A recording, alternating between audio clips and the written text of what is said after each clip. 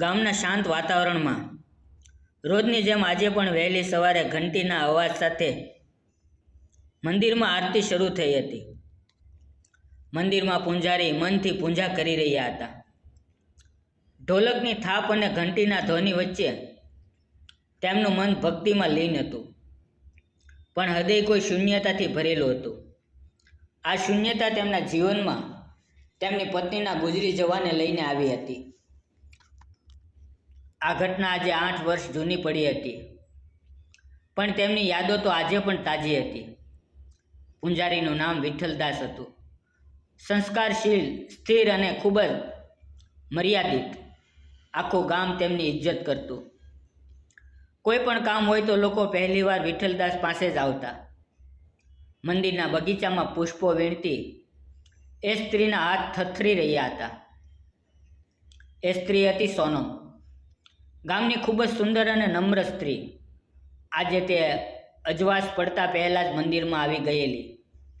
તેની આંખોમાં ઊંઘ નહોતી, કારણ કે મનમાં ઉથલ-પાથલ ચાલતી હતી. એના પતિને મુંબઈ ગયાને આજે 3 મહિના થઈ ગયા હતા.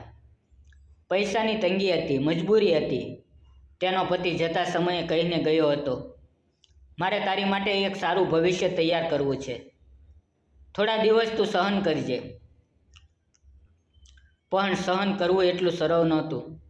લાકડાના દરવાજા જેવી નાનકડી ઝૂંપડીમાં એકલતા સાંજને ઘેરી લેતી હતી. સાંજ પડતા અંધારું બહારથી અંદર ઘેરાતું હતું. દીવો બળતો, પણ તેમાં પ્રકાશ નહોતો.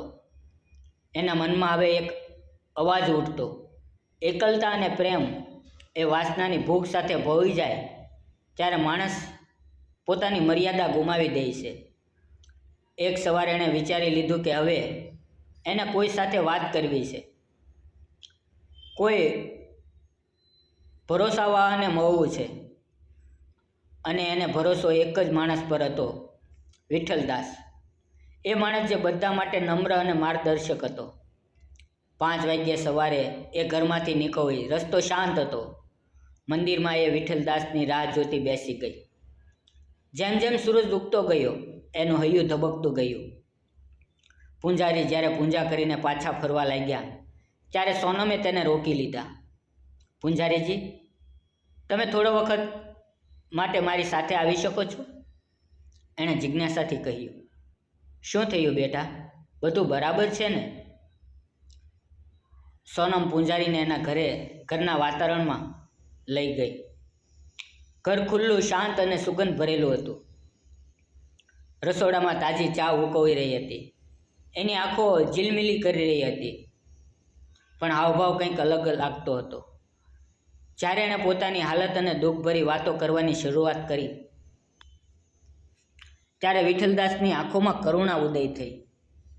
સોનમે કહ્યું, પૂંજારીજી, પ્રેમ એ પણ ક્યારેક કોઈ દુઃખ જેવું લાગે છે. માણસનો શરીર તો એક સમયે તરસે છે ને? વિઠ્ઠલદાસ: હા બેટા, પ્રેમ એક બહુ મોટું દુઃખ છે, પણ એનો ઉપાય તરસથી નહીં, ધીરજથી મળે છે. હું સમજુ છું તું એકલી છે, પણ તું હજી પણ એક સંબંધમાં છે. તારો પતિ તને પ્રેમ કરે છે ને? સોનમે કહ્યું, હા કરે છે. પણ જતાં જતાં એણે કહ્યું કે જો વિયોગ સહન ના કરી શકું તો પોતે કોઈને શોધી લઉં. મેં વિચાર્યું કે તમે... વિઠ્ઠલદાસ બોલ્યા, બેટા, તારો વિયોગ માની શકાય એવું છે, પણ તેનો ઉપાય તું શારીરિક સંબંધમાં શોધે છે એ ખોટું છે. હું અહીં તને દેહ માટે નહીં, મન માટે સમર્પિત છું.